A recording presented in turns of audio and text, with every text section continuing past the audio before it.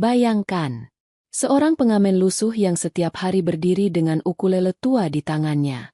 Dihina dan ditertawakan oleh para staf karyawan berjas rapi, seolah menegaskan bahwa dirinya seperti sampah masyarakat yang tidak punya masa depan selain mengemis lewat lagu. Namun di tengah ejekan dan hinaan yang menghujaninya tanpa ampun, seorang wanita muda cantik yang berwibawa tiba-tiba mencium pria lusuh itu. Tawa berhenti. Suara hinaan para karyawan lenyap, seolah menghilang ditelan keheningan. Apa yang sebenarnya terjadi? Siapa pengamen lusuh itu? Simak kisahnya sampai akhir. Namun, sebelum kita mulai ceritanya, tulis di kolom komentar, dari kota mana kalian menonton video ini? Dan jangan lupa untuk terus dukung kami dengan cara like dan subscribe channel Hikmah Berawan, agar kami selalu semangat dalam berbagi cerita menarik lainnya. Bagi yang like dan subscribe ke channel ini, kami doakan semoga dimudahkan segala urusannya, dilapangkan rezekinya, disehatkan badannya, dan dikabulkan segala hajat dunia akhirat oleh Allah Subhanahu Ta'ala. Amin ya Rabbal Alamin. Mari kita mulai ceritanya. Pagi itu kota belum sepenuhnya bangun, namun deru kendaraan sudah memenuhi jalan utama. Di antara bayangan gedung tinggi yang menjulang, seorang pria berdiri diam di trotoar depan sebuah kantor megah berlapis kaca. Namanya Irfan, 29 tahun. Pakaian yang ia kenakan sudah lama kehilangan warna aslinya. Kemeja lusuh itu robek kecil di bagian lengan. Celananya penuh noda yang tak lagi bisa dibersihkan. Rambutnya kusut, wajahnya lelah, dan di tangannya tergenggam sebuah ukulele tua dengan ket yang mengelupas. Setiap pagi, Irfan selalu berdiri di titik yang sama, tepat di depan pintu masuk kantor itu. Bukan tanpa alasan. Di sanalah ratusan orang keluar masuk setiap hari. Orang-orang dengan sepatu mengilap, pakaian rapi, dan wajah percaya diri. Dunia yang terasa sangat jauh dari hidupnya. Nada ukulele mulai terdengar pelan. Suaranya tidak keras, tidak juga memaksa. Irfan bernyanyi dengan nada rendah, seolah hanya ingin ditemani oleh lagunya sendiri. Namun sebelum satu bait selesai, suara tawa kecil mulai terdengar dari arah pintu kaca. Beberapa karyawan menoleh, lalu saling menyenggol. Ada yang tertawa sambil menutup hidung. Ada yang berhenti sejenak hanya untuk melemparkan tatapan jijik. Lagi-lagi dia, gumam seorang pria bersetelan jas hitam. Tidak ada kerjaan lain apa? Sahut yang lain sambil terkekeh. Irfan mendengar semuanya. Setiap kata, setiap nada merendahkan. Namun tangannya tetap memetik senar. Matanya menunduk, seolah lantai trotoar itu lebih layak ditatap daripada wajah manusia. Jam demi jam berlalu. Hinaan semakin terang-terangan. Seorang wanita bersepatu hak tinggi berhenti di depannya, melempar koin tanpa melihat wajahnya. Ambil, lalu pergi. Kamu merusak pemandangan, ucapnya datar. Koin itu jatuh tepat di depan sepatu Irfan. Ia menunduk perlahan, mengambilnya dengan 2 jari, lalu mengangguk kecil. Bukan sebagai tanda terima kasih, melainkan tanda bahwa ia sudah terlalu lelah untuk melawan. Bagi para karyawan, Irfan bukan manusia. Ia hanya latar belakang kotor di depan gedung bersih mereka. Gangguan yang selalu ada, namun tak pernah dianggap penting. Menjelang siang, matahari mulai memantul di dinding kaca gedung itu. Suasana menjadi lebih sibuk. Para staf bergegas keluar masuk. Tawa, obrolan, dan suara sepatu beradu dengan lantai menyatu menjadi kebisingan yang menekan dada. Lalu pintu kaca utama terbuka lebih lebar dari biasanya. Langkah-langkah kaki yang keluar kali ini terdengar berbeda. Lebih pelan, lebih tenang. Percakapan para karyawan mendadak mereda. Beberapa orang refleks meluruskan punggung. Ada yang langsung menunduk hormat. Seorang wanita muda berjalan keluar. Penampilannya sederhana namun elegan. Gaun berwarna terang membingkai tubuhnya dengan anggun. Rambutnya tergerai rapi. Wajahnya tenang namun berwibawa. Tatapan matanya tidak dingin, tidak pula ramah. Tatapan seseorang yang terbiasa diperhatikan. Irfan tidak melihatnya. Ia masih menunduk, memetik senar ukulele dengan nada yang sama. Namun suasana di sekitarnya berubah drastis. Wanita itu berhenti, tepat di depan Irfan. Beberapa karyawan terdiam, saling pandang, namun tak satu pun berani bersuara. Mereka tahu siapa wanita itu. Putri tunggal pemilik gedung ini. Sosok yang jarang muncul, namun selalu menjadi pusat perhatian. Irfan akhirnya mengangkat kepala.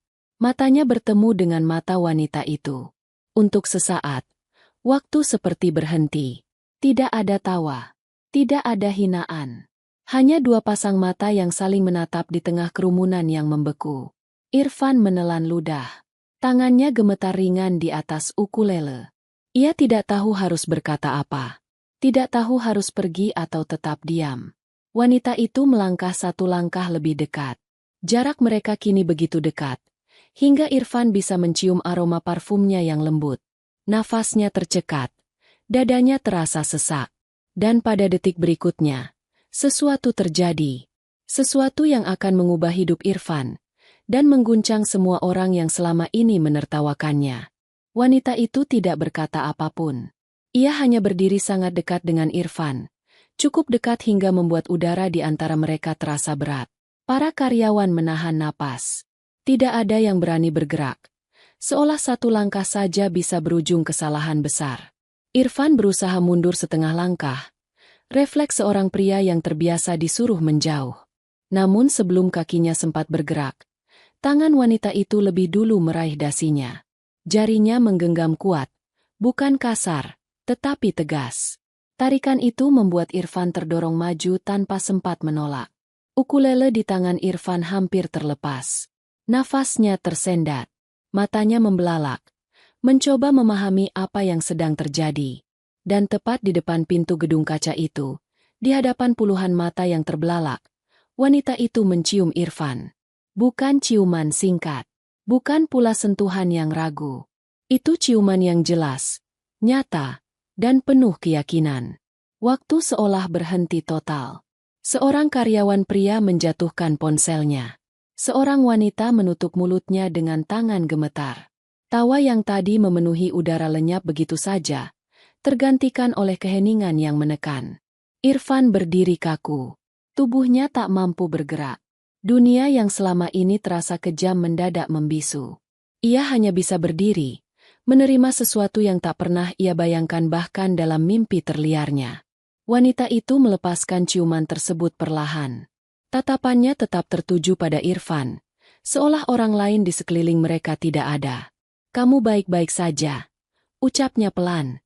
Suara itu lembut, namun cukup jelas terdengar oleh orang-orang di sekitar. Irfan menatapnya bingung. Tenggorokannya terasa kering. Ia ingin bicara, namun tidak ada satu kata pun yang keluar. Wanita itu berbalik. Langkahnya tetap tenang saat ia kembali masuk ke dalam gedung, meninggalkan Irfan yang masih berdiri dengan napas terengah dan wajah penuh tanda tanya. Pintu kaca menutup. Barulah suara mulai kembali muncul. "Itu barusan apa?" bisik seseorang. "Dia mencium pengamen itu," sahut yang lain dengan suara bergetar. Tatapan mata kini tertuju pada Irfan. Namun bukan lagi tatapan jijik. Bukan pula tawa merendahkan. Yang tersisa hanyalah kebingungan, rasa tidak percaya, dan sedikit ketakutan. Irfan menunduk. Tangannya masih gemetar. Ia mengambil ukulelenya yang nyaris jatuh, lalu melangkah menjauh dari pintu gedung. Kakinya terasa ringan, namun kepalanya dipenuhi kekacauan. Ia tidak tahu apa arti semua itu. Tidak tahu mengapa wanita itu melakukannya. Yang ia tahu, sejak hari itu, hidupnya tidak akan pernah sama. Di lantai atas gedung, wanita itu berdiri di balik jendela kaca besar. Dari sana ia bisa melihat Irfan berjalan perlahan menjauh. Wajahnya tetap tenang, namun matanya menyimpan sesuatu yang dalam. Kenangan lama, janji yang belum terbayar, dan sebuah rahasia yang selama ini terkubur bersama waktu. Sementara itu, di bawah, para karyawan masih berdiri terpaku. Mereka yang tadi menghina kini saling pandang, menyadari satu hal yang mulai terasa menakutkan. Pria lusuh itu bukan sekadar pengamen biasa. Dan mereka mungkin telah melakukan kesalahan besar. Sejak peristiwa siang itu, suasana di depan gedung kaca tidak pernah sama. Trotoar yang biasanya dipenuhi tawa merendahkan kini terasa kaku dan canggung.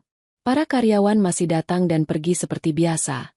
Namun langkah mereka tidak lagi ringan. Setiap pasang mata tanpa sadar mencari satu sosok yang sudah tidak terlihat. Irfan tidak kembali sore itu. Beberapa orang menarik napas lega. Namun perasaan aneh justru mengendap di dada mereka. Tidak ada yang berani membicarakan kejadian tadi secara terbuka. Percakapan hanya berani dilakukan dengan suara rendah, di sudut lorong, atau di balik layar ponsel. "Kamu yakin itu benar Putri CEO?" bisik seorang staf pria saat jam makan siang. "Aku lihat sendiri," sahut temannya. "Dia tidak mungkin salah orang." Nama Irfan mulai beredar, meski tak ada yang tahu siapa dia sebenarnya. Semua hanya mengingat satu hal. Cara wanita itu menatap pria lusuh tersebut. Bukan tatapan belas kasihan, melainkan sesuatu yang lebih dalam. Sementara itu, di sebuah gang sempit beberapa kilometer dari gedung megah itu, Irfan duduk di tangga rumah petak yang catnya terkelupas. Ukulelenya tergeletak di samping, tak disentuh. Ia menatap kosong ke jalan kecil di depannya, mencoba mencerna apa yang terjadi. Bibirnya masih terasa hangat, dadanya masih sesak. Ciuman itu terus berputar di kepalanya. Seperti adegan yang diputar ulang tanpa henti. "Kenapa sekarang?" gumamnya pelan. Ia mengusap wajahnya kasar, seolah ingin menghapus semua bayangan masa lalu yang kembali muncul. Bertahun-tahun ia berusaha menguburnya. Menyamar sebagai pengamen. Hidup tanpa nama. Tanpa penjelasan. Namun satu langkah wanita itu siang tadi telah merobek semua penyamaran. Malam datang perlahan. Lampu gang menyala redup. Irfan bangkit dan masuk ke kamar sempitnya. Di dalam, hanya ada kasur tipis, meja kecil, dan sebuah tas tua yang selalu ia simpan rapat. Tangannya berhenti di depan tas itu. Ia ragu. Di tempat lain, di ruang kerja besar berlantai marmer, seorang pria parubaya duduk memandangi layar kaca dengan wajah tegang. Jas mahalnya terlipat rapi, namun tangannya mencengkeram sandaran kursi. "Kamu yakin?" Suaranya berat. Wanita muda yang berdiri di depannya mengangguk tenang. "Aku tidak salah, Ayah." Ruangan itu sunyi. Hanya suara pendingin udara yang terdengar. Pria itu memejamkan mata sejenak. Nama Irfan tidak ia ucapkan. Namun wajah pria lusuh itu terbayang jelas di benaknya. Wajah yang seharusnya tidak muncul di tempat itu. Wajah dari masa lalu yang telah lama ia kira hilang. "Jika ini benar," ucapnya pelan, "banyak hal akan berubah." Wanita itu menatap keluar jendela. Di bawah sana, lampu kota berkilau. Suaranya tetap datar, namun tegas. Perubahan itu memang harus terjadi. Di gedung megah dan di gang sempit yang berjarak jauh, dua dunia mulai bergerak menuju satu titik yang sama. Dan Irfan, tanpa kembali ke depan gedung itu, telah menjadi pusat dari sesuatu yang jauh lebih besar dari dirinya sendiri. Pagi berikutnya datang dengan udara yang berbeda. Di depan gedung kaca, para karyawan berdiri lebih rapi dari biasanya. Tidak ada yang bercanda. Tidak ada yang berani berhenti terlalu lama di trotoar. Seolah tempat itu kini menyimpan sesuatu yang tak terlihat, namun terasa. Beberapa orang menoleh ke kanan dan kiri, memastikan satu hal yang sama. Irfan tidak ada. Seorang staf perempuan menarik napas pelan. "Aneh ya?" bisiknya. "Biasanya dia sudah ada sejak pagi." Tidak ada yang menjawab. Mereka semua berpura-pura sibuk. Namun pikiran mereka tertuju pada satu sosok yang kemarin menjadi pusat kejadian tak masuk akal. Di lantai atas, rapat pagi berlangsung kaku. Seorang manajer memaparkan laporan dengan suara tegang. Beberapa direktur duduk dengan wajah serius. Namun perhatian mereka terpecah. Pintu ruangan terbuka. Putri CEO masuk dengan langkah tenang. Semua berdiri serentak. Tatapannya menyapu ruangan tanpa emosi. Ia duduk di kursinya, lalu membuka map tipis di depannya. "Sebelum rapat dimulai," ucapnya datar, "saya ingin menanyakan sesuatu." Ruangan hening. "Apakah ada di antara kalian yang kemarin menghina seorang pengamen di depan gedung?" Beberapa wajah memucat. Seorang pria menelan ludah. Tidak ada yang berani mengangkat kepala. Saya bertanya, ulangnya, masih dengan nada yang sama. Seorang manajer akhirnya berdiri, suaranya bergetar.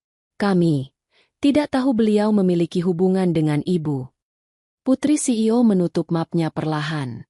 Dia bukan milik siapapun untuk dihina. Kalimat itu jatuh seperti palu.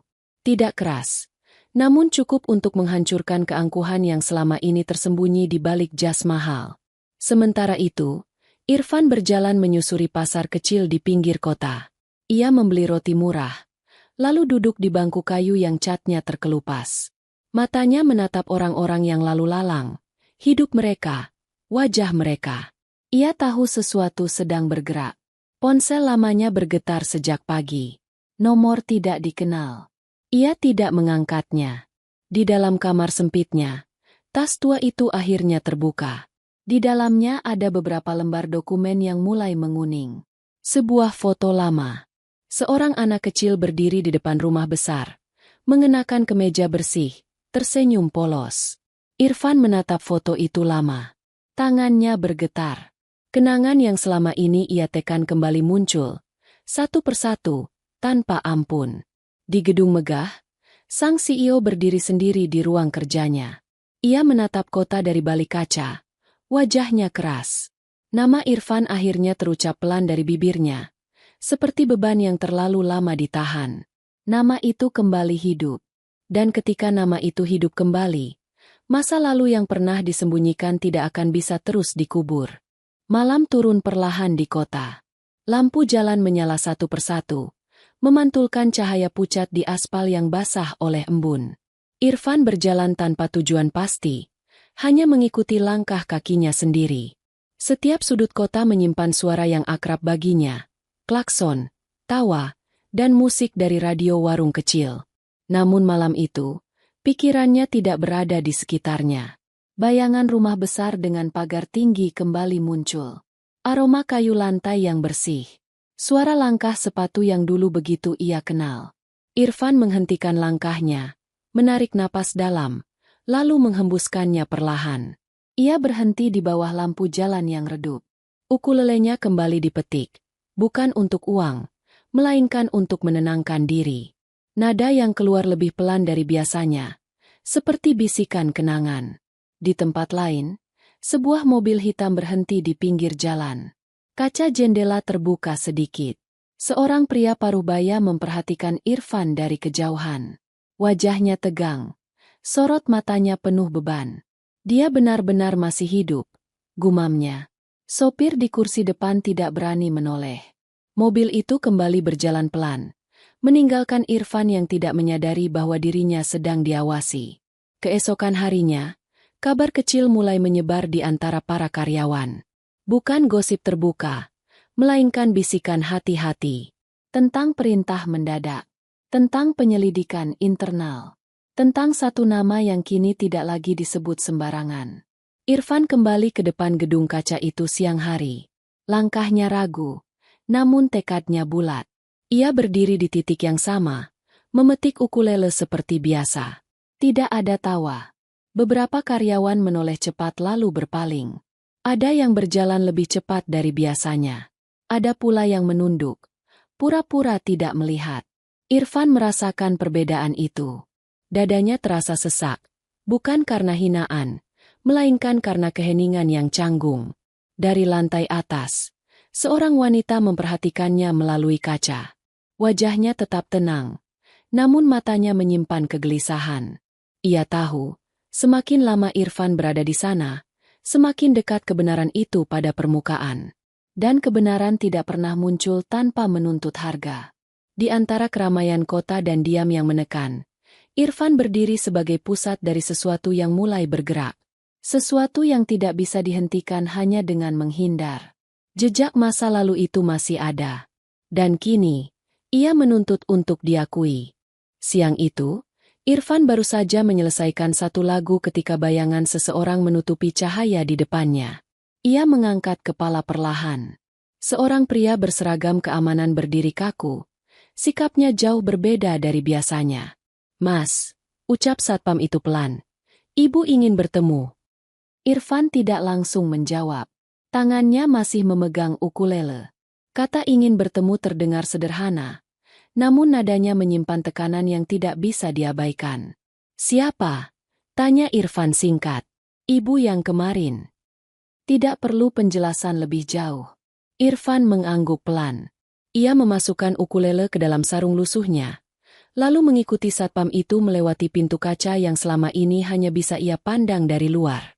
Langkahnya bergema di lantai marmer. Setiap pasang mata menoleh.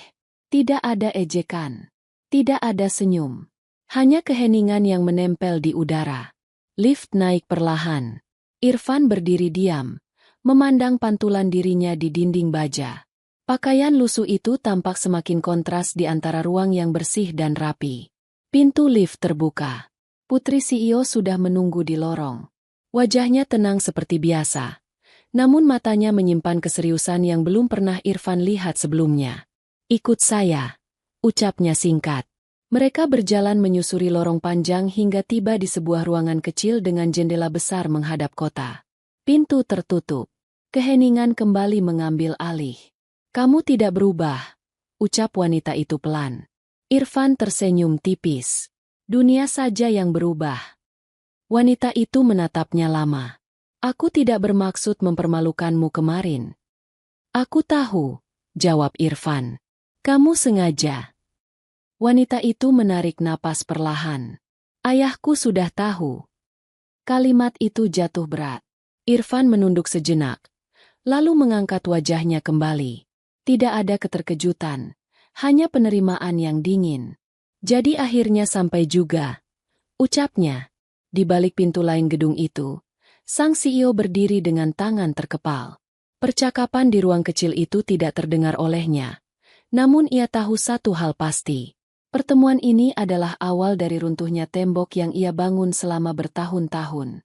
Dan Irfan, yang selama ini ia biarkan hilang dari hidupnya, kini berada tepat di dalam wilayahnya. Percakapan di ruang kecil itu berakhir tanpa banyak kata. Putri CEO membuka pintu lebih dulu, memberi isyarat agar Irfan keluar. Wajahnya tetap tenang, namun langkahnya lebih lambat dari sebelumnya, seolah memberi waktu bagi Irfan untuk bersiap menghadapi sesuatu yang lebih besar. Di lorong, suasana terasa lebih berat. Irfan dapat merasakan tatapan dari balik pintu kaca, dari sudut ruangan, dari orang-orang yang berpura-pura sibuk. Ia berjalan tanpa menunduk. Untuk pertama kalinya, punggungnya tegak. Di ujung lorong, sebuah pintu besar berdiri setengah terbuka. Putri CEO berhenti. Ayah ada di dalam. Irfan mengangguk pelan. Dadanya terasa sesak, bukan karena takut, melainkan karena beban yang selama ini ia simpan sendirian. Ia melangkah masuk. Ruangan itu luas, dingin, dan sunyi. Sang CEO berdiri membelakangi pintu, menatap kota dari balik kaca. Tidak ada sambutan. Tidak ada sapaan. Kamu tinggi sekarang, ucap pria itu akhirnya, tanpa menoleh. Irfan tersenyum tipis. Ayah tidak pernah melihatku tumbuh. Kata ayah meluncur begitu saja.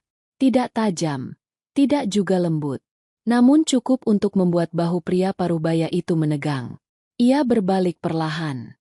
Wajah itu, wajah yang dulu sering Irfan lihat dari kejauhan, kini berdiri tepat di depannya. Garis usia terlihat jelas, namun sorot mata itu masih sama, keras dan penuh kendali. Kamu seharusnya tidak ada di sini, ucapnya dingin. Aku juga tidak berniat kembali, jawab Irfan datar. Tapi dunia kecil. Keheningan kembali menggantung. Dua dunia yang terpisah puluhan tahun kini bertemu dalam satu ruangan. Putri CEO berdiri di dekat pintu, tidak ikut campur. Ia tahu ini bukan lagi tentang dirinya. Kamu memilih hidup seperti itu, kata sang CEO akhirnya. Tidak ada yang memaksamu. Irfan menatap lurus. Aku memilih pergi, bukan menjadi hilang. Kalimat itu menggema di ruangan. Sang CEO terdiam. Tangannya mengepal perlahan, lalu mengendur. Kenapa kamu muncul sekarang? Tanyanya. Irfan menarik napas. Aku tidak muncul. Aku selalu ada. Ayah saja yang tidak mau melihat. Di luar ruangan itu, kota terus bergerak. Di dalamnya, sebuah pintu lama yang dulu ditutup paksa kini terbuka kembali, membawa serta semua luka yang belum pernah disembuhkan. Ruangan itu kembali sunyi setelah kalimat terakhir Irfan mengendap di udara. Sang CEO berjalan pelan menuju meja kerjanya, lalu duduk tanpa mempersilakan Irfan. Gerakannya terukur, seolah ia masih berusaha mempertahankan kendali. "Kamu tahu apa yang terjadi dulu?" ucapnya akhirnya. "Kamu masih terlalu kecil." Irfan mengangguk pelan. "Aku kecil, tapi aku ingat." Ia melangkah sedikit maju. Suaranya tetap tenang, namun syarat beban. Ia tidak berteriak, tidak menyalahkan. Ia hanya membuka luka yang selama ini ia simpan sendiri. "Aku ingat rumah besar itu. Aku ingat ibu menangis setiap malam. Aku ingat bagaimana namaku pelan-pelan tidak pernah disebut lagi." Sang CEO menatap meja. Rahangnya mengeras. "Setelah ibu pergi," lanjut Irfan, "aku hanya menjadi pengingat yang tidak ayah inginkan." Putri CEO menunduk. Ia baru pertama kali mendengar cerita itu secara utuh. Selama ini, ia hanya tahu bahwa ayahnya pernah memiliki keluarga lain, masa lalu yang tidak pernah dibicarakan. "Aku tidak dibuang ke jalan," ucap Irfan lagi. "Aku pergi sebelum benar-benar dibuang." Kalimat itu sederhana, namun berat. Sang CEO menarik napas panjang, lalu berdiri kembali. Kali ini tatapannya tidak setegas sebelumnya. "Aku mengirim uang," katanya singkat. Irfan tersenyum tipis. Uang tidak menggantikan kehadiran. Di luar gedung, para karyawan masih bekerja seperti biasa, tanpa tahu bahwa di lantai atas, pondasi sebuah keluarga sedang retak. Nama Irfan yang dulu dihapus kini kembali berdiri, bukan sebagai beban, melainkan sebagai kenyataan yang harus dihadapi. Sang CEO berjalan mendekat, berhenti beberapa langkah dari Irfan. "Kamu ingin apa sekarang?" "Aku tidak datang untuk meminta," jawab Irfan. "Aku datang karena tidak ingin lagi bersembunyi." Putri CEO mengangkat wajahnya. Di matanya ada keyakinan yang sama dengan kemarin. Keyakinan yang membuatnya berani mencium seorang pria lusuh di depan semua orang. Pertemuan ini belum berakhir. Yang terjadi baru permulaan. Dan bagi Irfan, mengungkap kebenaran hanyalah satu langkah kecil menuju sesuatu yang jauh lebih besar. Pertemuan itu berakhir tanpa pelukan, tanpa kata damai. Irfan keluar dari ruang kerja dengan langkah tenang, meski dadanya terasa berat. Pintu tertutup di belakangnya, meninggalkan sang CEO berdiri sendiri di tengah ruangan luas yang tiba-tiba terasa sempit. Di lorong, para karyawan kembali berpura-pura sibuk. Namun sorot mata mereka berubah. Irfan berjalan melewati mereka, tidak lagi sebagai pengamen yang mengganggu, melainkan sosok yang tidak berani mereka nilai. Lift turun perlahan. Di dalam, Irfan berdiri sendirian. Pantulan wajahnya di dinding baja tampak lebih jelas. Masih lusuh, masih sederhana, namun kini tanpa rasa malu. Saat pintu lift terbuka, Putri CEO sudah menunggu. Ia menatap Irfan singkat, lalu berjalan beriringan tanpa banyak bicara. "Kamu tahu akibatnya," ucapnya akhirnya ketika mereka sampai di lobi. Irfan mengangguk. "Aku sudah hidup dengan akibat selama bertahun-tahun." Di depan gedung, angin siang bertiup pelan. Irfan berhenti sejenak, menatap trotoar tempat ia biasa berdiri. Banyak mata memandang dari kejauhan. Tidak ada yang mendekat. Putri CEO berdiri di sampingnya. "Mulai hari ini, kamu tidak perlu kembali ke sini." Irfan tersenyum tipis. "Aku juga tidak ingin." Ia melangkah pergi, tanpa menoleh, tanpa ragu. Di lantai atas, sang CEO menerima telepon penting. Wajahnya tegang saat mendengar laporan singkat dari tim hukumnya. Nama Irfan kini tidak lagi bisa disembunyikan. Dokumen lama mulai ditarik. Tanda tangan masa lalu muncul kembali ke permukaan. Dan di balik semua itu, para karyawan mulai menyadari satu hal yang membuat mereka gelisah. Pria yang mereka hina bukan hanya memiliki nama. Ia memiliki sejarah. Kabar itu tidak pernah diumumkan secara resmi, namun menyebar cepat seperti air yang merembes di celah tembok. Di antara ruang kerja dan lift, Di kantin dan area parkir, nama Irfan mulai terdengar dengan nada berbeda. Bukan lagi ejekan, melainkan bisikan penuh kehati-hatian. Beberapa karyawan mulai mengingat kembali kata-kata yang pernah mereka ucapkan. Tawa yang dulu terasa ringan kini berubah menjadi beban yang menekan dada. Kalau saja kita tahu, gumam seseorang. Namun penyesalan datang terlambat. Di sisi lain kota, Irfan berada di sebuah rumah singgah kecil. Tempat sederhana itu menjadi persinggahan sementara baginya. Ia duduk di teras, memandangi lalu lintas sore. Ukulele kembali berada di pangkuannya. Namun kali ini ia tidak bernyanyi. Putri CEO datang menjelang malam. Tanpa pengawalan. Tanpa kemewahan. Ia duduk di bangku kayu yang sama. Jaraknya dekat namun tidak menyentuh. Ayah memerintahkan penyelidikan, ucapnya pelan. Tentang masa lalu. Irfan mengangguk. Itu memang tidak bisa dihindari. Wanita itu menatap lurus ke depan. Kamu siap jika semuanya terbuka? Aku sudah hidup terbuka, jawab Irfan.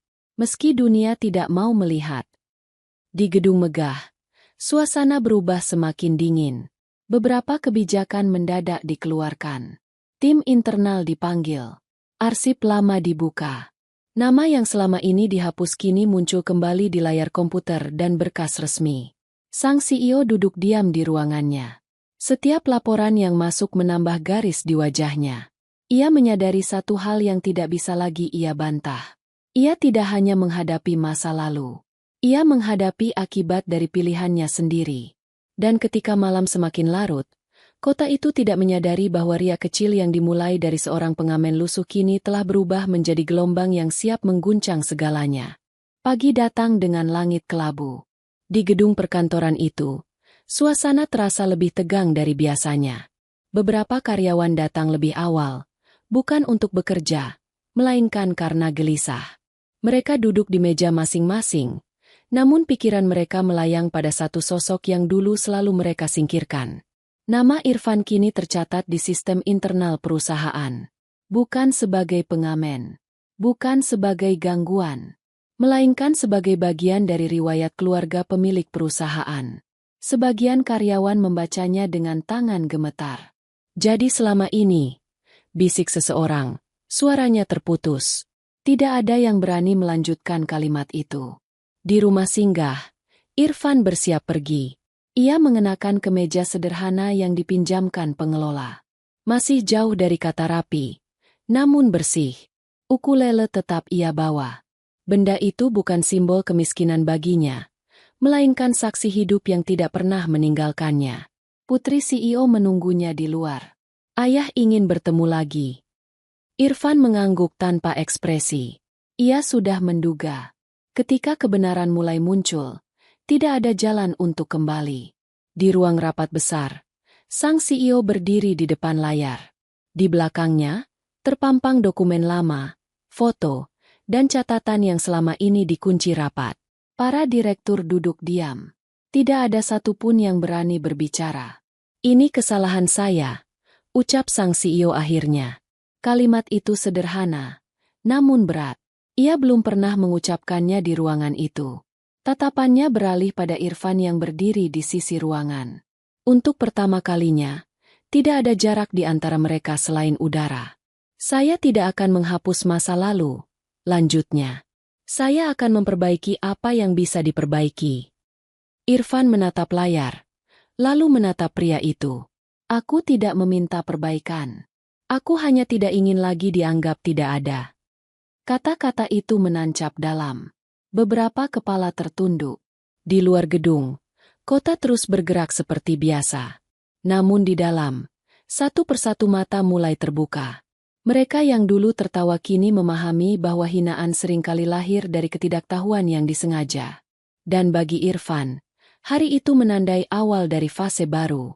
Bukan karena ia diterima oleh dunia mereka, melainkan karena dunia itu tidak lagi bisa menolak keberadaannya. Rapat itu berakhir tanpa tepuk tangan, tanpa sorak, tanpa ucapan selamat. Para direktur keluar satu persatu dengan wajah kaku. Mereka baru saja menyaksikan sesuatu yang tidak pernah mereka bayangkan akan terjadi di ruangan itu. Seorang pria lusuh berdiri sejajar, bukan di bawah. Irfan berjalan keluar bersama putri CEO. Lorong terasa lebih panjang dari sebelumnya. Tidak ada yang berani menatap langsung. Beberapa orang menunduk. Sebagian lain memalingkan wajah. Di ruang kecil dekat lobi, Irfan berhenti di depan cermin besar. Ia memandang pantulan dirinya. Kemeja sederhana, rambut masih sedikit kusut, wajah yang sama dengan garis kelelahan yang tidak bisa disembunyikan. Namun matanya berbeda. Tatapan itu tidak lagi kosong. Tidak lagi menunggu belas kasihan.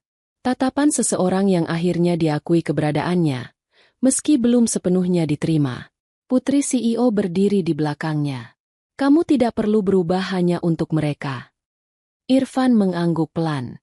Aku juga tidak berniat. Di luar gedung, beberapa mantan rekan yang dulu paling sering menghina berdiri berkelompok. Bisik-bisik terdengar. Tidak ada yang berani mendekat. Mereka menyadari bahwa satu tindakan kecil di masa lalu bisa memiliki bayangan panjang. Sore itu, Irfan kembali ke rumah singgah. Ia duduk sendirian, membuka tas tua yang selalu ia bawa. Dokumen lama itu kini terasa lebih ringan di tangannya, seolah beban yang selama ini melekat mulai terangkat. Ia menyimpan kembali semuanya, lalu mengambil ukulele. Kali ini ia bernyanyi dengan suara lebih tegas. Tidak keras, tidak menuntut. Lagu tentang perjalanan panjang, tentang bertahan tanpa dilihat. Di gedung megah, sang CEO berdiri sendirian di ruang kerjanya. Ia memandangi bayangannya di kaca. Untuk pertama kalinya, ia tidak melihat seorang pemimpin yang sempurna, melainkan seorang ayah yang terlambat menyadari kesalahannya. Dan di antara dua dunia yang perlahan mendekat, Irfan berdiri sebagai pengingat hidup bahwa masa lalu tidak bisa dihapus, namun bisa dihadapi. Hari-hari berikutnya berjalan dengan ritme yang aneh. Tidak sepenuhnya tenang, namun juga tidak kacau. Nama Irfan kini tidak lagi disebut dengan nada hinaan, melainkan dengan kehati-hatian. Beberapa media mulai mencium perubahan, meski belum ada yang berani mengangkat cerita itu ke permukaan. Irfan sendiri memilih menjauh dari sorotan. Ia menolak tawaran penginapan mewah dan tetap tinggal di rumah singgah. Setiap pagi, ia berjalan menyusuri kota, menyapa wajah-wajah yang selama ini menjadi dunianya. Tukang kopi keliling, pedagang kecil, anak-anak yang bermain di pinggir jalan. Mereka tidak melihatnya berbeda. Dan itu yang ia butuhkan. Sore hari, sebuah acara perusahaan berlangsung di gedung besar itu. Undangan penting hadir. Lampu terang menyinari aula. Musik lembut mengalun. Putri CEO berdiri di tengah ruangan, berbincang seperlunya. Matanya sesekali melirik ke arah pintu. Irfan datang tanpa pemberitahuan. Pakaiannya sederhana. Tidak lusuh, namun jauh dari formal. Ukulele tergantung di punggungnya. Beberapa tamu menoleh heran. Beberapa karyawan menegang. Sang CEO melihatnya dari kejauhan. Jantungnya berdegup lebih cepat. Ia tidak memanggil Irfan, namun juga tidak menghentikannya. Irfan berdiri di sudut aula. Ia tidak naik ke panggung, tidak memperkenalkan diri. Namun ketika musik berhenti sejenak, ia mulai memetik ukulele. Nada itu lembut, tidak mengganggu, justru menyatu dengan ruangan. Percakapan perlahan mereda. Beberapa tamu menoleh. Ada yang tersenyum tanpa tahu siapa dia. Ada pula yang mulai mengingat wajah itu dari depan gedung, dari masa lalu yang tidak ingin mereka akui. Putri CEO menutup matanya sejenak. Ia tahu, Irfan tidak sedang mencari perhatian. Ia hanya mengambil ruang yang selama ini selalu ditolaknya. Sang CEO berdiri diam. Di matanya, tidak ada lagi kemarahan. Yang tersisa hanya penyesalan yang terlambat.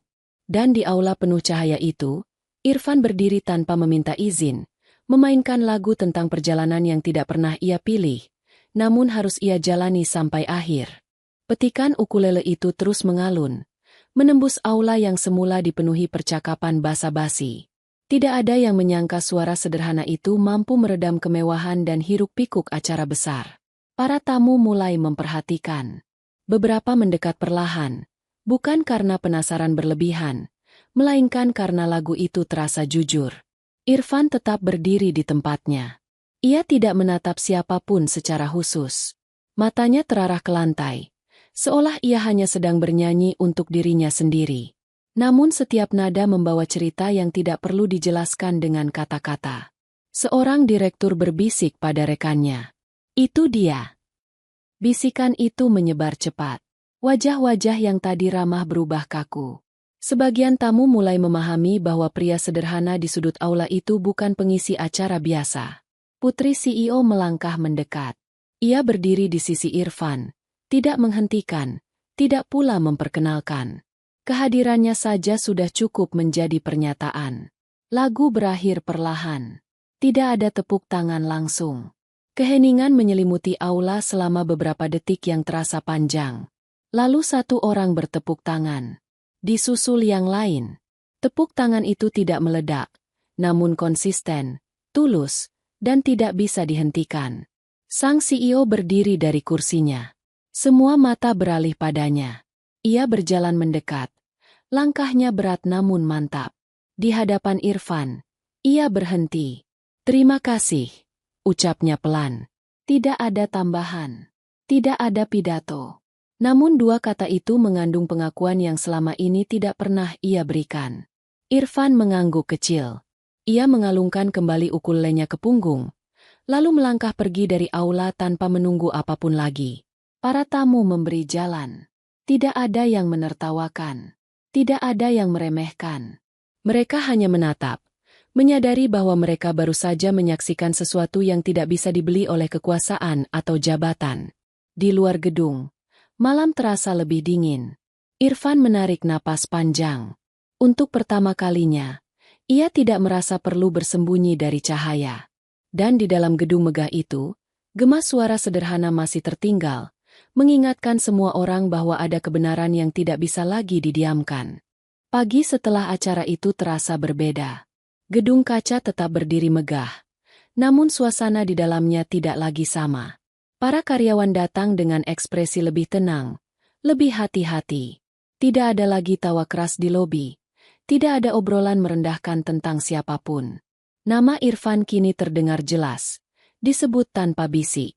Beberapa orang yang dulu paling lantang menghina mulai gelisah.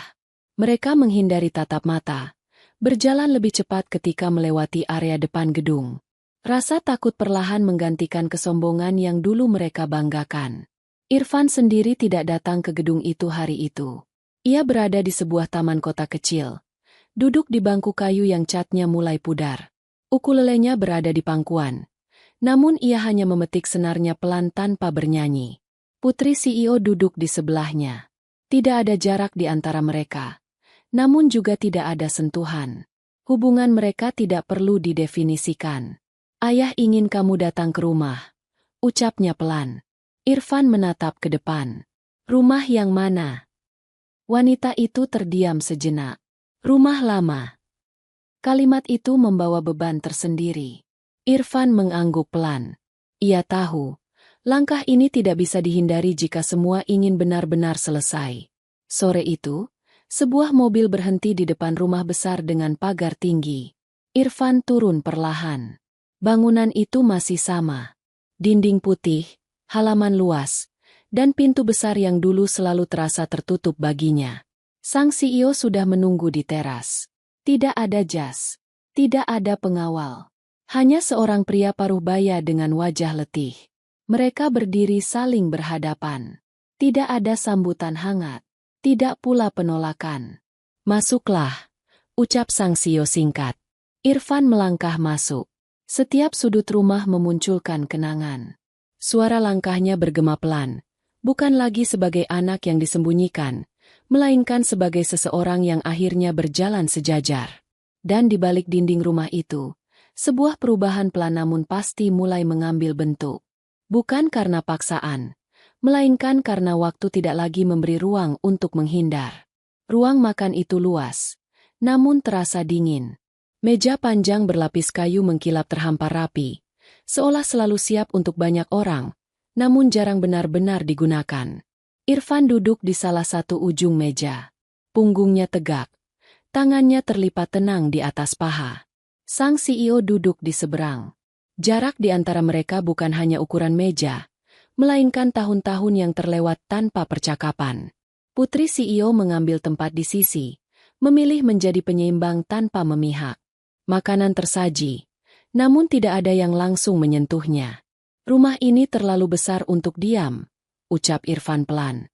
Sang CEO mengangkat wajahnya. Ia menatap sekeliling, baru menyadari apa yang dimaksud. Aku membangunnya untuk keluarga, katanya. Tapi aku lupa menjaga keluarganya. Irfan tidak menjawab. Ia hanya mengambil gelas air dan meneguknya perlahan. Percakapan berjalan tersendat. Tidak ada topik ringan. Setiap kalimat membawa bobot masa lalu. Namun tidak ada suara tinggi. Tidak ada tuduhan. Setelah beberapa saat, sang CEO berdiri. Ia berjalan menuju lemari tua di sudut ruangan. Dari dalamnya, ia mengeluarkan sebuah map coklat yang tepinya sudah aus. Ini milikmu, ucapnya sambil meletakkannya di depan Irfan. Irfan membuka map itu perlahan.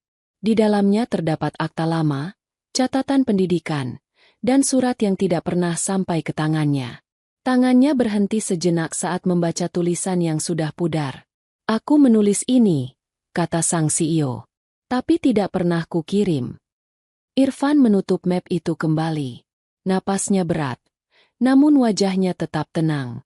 Beberapa hal memang datang terlambat, ucapnya. Tapi tetap harus dihadapi. Putri CEO menunduk. Keheningan kembali menyelimuti meja makan itu. Namun kali ini, sunyi itu tidak lagi menekan. Ia hanya menunggu. Dan untuk pertama kalinya, di rumah besar itu, Irfan tidak merasa seperti tamu yang harus pergi sebelum malam. Malam turun perlahan di rumah besar itu. Lampu-lampu menyala satu persatu, menerangi ruangan yang selama bertahun-tahun hanya diisi oleh kesunyian dan rutinitas. Irfan berdiri di dekat jendela, menatap halaman luas yang basah oleh embun. Ia pernah berlari di sana sebagai anak kecil, sebelum semuanya berubah tanpa penjelasan. Langkah kaki terdengar di belakangnya. Sang CEO berhenti beberapa langkah dari Irfan. Tidak ada nada perintah dalam sikapnya malam itu. Hanya kelelahan seorang pria yang terlalu lama menyangkal. Aku takut, ucapnya akhirnya. Irfan tidak menoleh. Ia tetap memandang keluar. Aku takut kamu akan membenciku, lanjut sang CEO. Dan aku tahu, aku pantas untuk itu. Irfan menarik napas panjang. Aku belajar hidup tanpa membenci, katanya pelan. Karena kebencian membuatku tetap terikat. Kalimat itu membuat sang CEO terdiam. Bahunya sedikit turun, seolah beban yang lama dipikul mulai bergeser. Aku kehilangan ibumu, ucap sang CEO lagi. Dan aku kehilanganmu setelahnya. Aku tidak pernah hilang, jawab Irfan. Aku hanya disingkirkan. Tidak ada pembelaan. Tidak ada alasan tambahan. Sang CEO mengangguk pelan, menerima kata-kata itu sepenuhnya. Putri CEO berdiri di ambang pintu, menyaksikan dua sosok yang selama ini terpisah oleh kesalahan dan kesombongan. Ia tahu, pengakuan ini bukan akhir dari segalanya, namun menjadi titik yang tidak bisa dihapus. Malam itu, Irfan menginap di rumah besar tersebut. Bukan sebagai pewaris, bukan pula sebagai tamu terhormat. Ia menginap sebagai seseorang yang akhirnya diakui keberadaannya. Dan bagi sang CEO, itu adalah awal dari penebusan yang tidak bisa ditunda lagi. Pagi menyusup masuk melalui celah tirai tipis.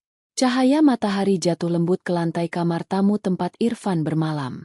Ia terbangun perlahan, bukan oleh suara bising kota, melainkan oleh keheningan yang asing baginya.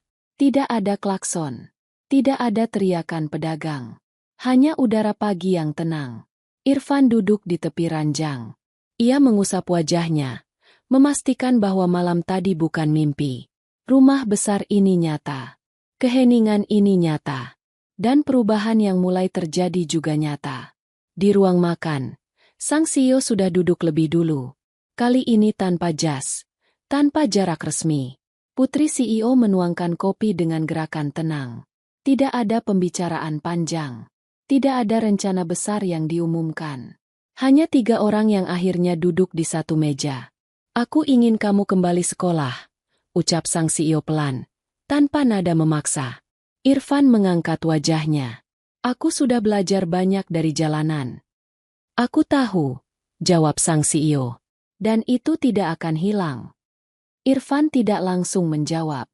Ia memandang cangkir di depannya, lalu menatap keluar jendela. Aku tidak ingin dipamerkan, katanya. Aku tidak ingin hidupku dijadikan cerita penyelamat. Sang CEO mengangguk. Aku juga tidak ingin itu. Putri CEO tersenyum tipis. Untuk pertama kalinya, pagi itu terasa seperti awal yang tidak dipaksakan. Di luar rumah, berita kecil mulai beredar. Bukan pengumuman resmi, hanya perubahan sikap. Beberapa karyawan yang dulu paling keras mulai dipindahkan. Beberapa kebijakan sosial mulai dijalankan tanpa sorotan. Irfan berjalan keluar rumah pagi itu. Ia berdiri di halaman, menghirup udara dalam. Ukulelenya masih ia bawa. Benda itu tetap menjadi bagian dari dirinya. Ia melangkah pergi dengan tenang. Tidak lagi dikejar masa lalu. Tidak pula ditarik masa depan. Ia berjalan dengan pilihan yang akhirnya ia miliki sendiri. Beberapa minggu berlalu tanpa pengumuman besar. Tidak ada konferensi pers. Tidak ada klarifikasi resmi. Namun perubahan terasa nyata. Di depan gedung kaca itu, suasana benar-benar berbeda. Tidak ada lagi pengusiran. Tidak ada lagi teriakan atau tatapan merendahkan. Trotoar yang dulu menjadi tempat Irfan dihina kini dijaga dengan sikap lebih manusiawi. Para karyawan yang dulu paling keras kini bekerja dalam diam. Sebagian dari mereka dipindahkan ke divisi lain. Sebagian lagi memilih mengundurkan diri sebelum diminta. Tidak ada yang disorot. Semua berjalan senyap. Irfan tidak kembali mengamen di depan gedung itu. Ia memilih tempat lain. Bukan karena dilarang, melainkan karena ia tidak lagi ingin berada di ruang yang dibangun dari luka lama. Ia bermain musik di taman kota, di sudut-sudut kecil tempat orang datang bukan untuk menilai, melainkan untuk beristirahat. Beberapa orang mengenalinya.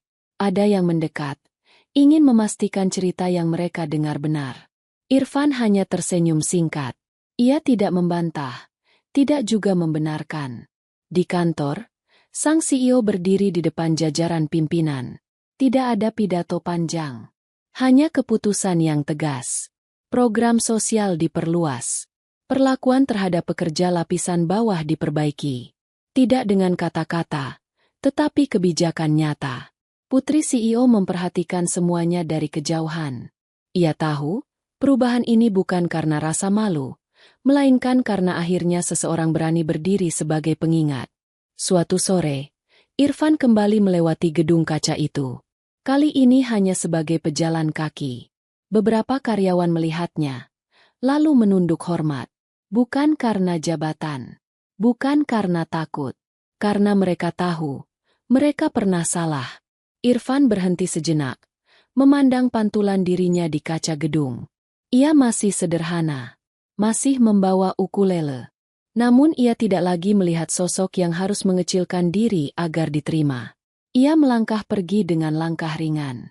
Kota itu akhirnya belajar mengenalnya bukan dari penampilannya, melainkan dari keberaniannya untuk tetap berdiri saat semua orang memilih menertawakan. Pagi itu matahari naik perlahan di atas kota. Jalanan kembali ramai, gedung-gedung tetap berdiri megah, dan manusia terus bergerak dengan urusannya masing-masing. Tidak ada yang tampak istimewa bagi mereka yang tidak tahu cerita di baliknya. Irfan berdiri di sebuah taman kecil dekat pusat kota. Ukulelenya tergantung di bahu. Pakaian yang ia kenakan sederhana dan bersih. Tidak ada panggung. Tidak ada sorotan. Hanya bangku taman, pepohonan, dan orang-orang yang datang untuk melepas lelah. Ia mulai bermain musik. Nada yang keluar tidak lagi terdengar sedih. Bukan pula nada kemenangan. Lagu itu tenang, jujur, dan penuh keteguhan. Beberapa orang berhenti sejenak untuk mendengarkan. Ada yang duduk, ada yang tersenyum. Tidak ada yang bertanya siapa dia. Dan Irfan menyukai itu. Di gedung kaca, sang CEO berdiri di depan jendela besar. Ia memandangi kota yang sama.